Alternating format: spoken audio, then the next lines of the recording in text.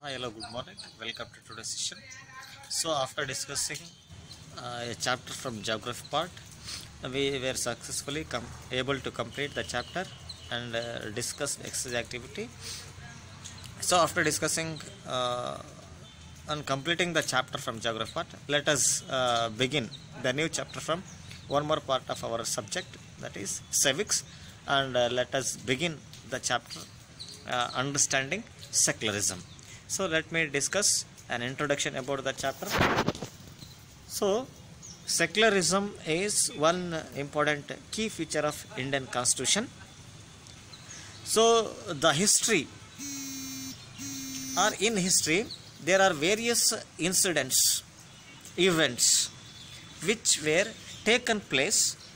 The incidents or events they became instance for discrimination, exclusion, prosecution and torture to the people on the grounds of religion, and in a civilized world no one wishes for such kind of discrimination to the people on the basis of religion.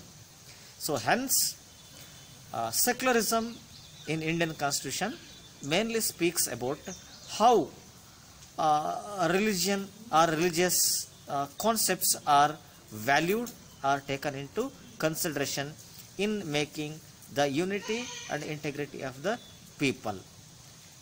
Then what does secularism refers to? Meaning. So secularism refers to separation of religion from the states. Separation of religion from the states. So secularism is a policy, or it is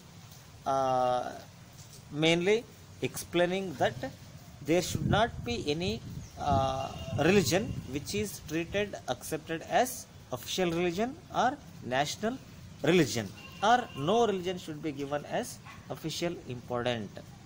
So Indian Constitution allows individuals the freedom to live by their own religious beliefs and practices, and India adopted a strategy of separating the powers of religion and the powers of the state. So with this, let me stop and let us continue discussion about the secularism in a tomorrow session. Thank you, one and all.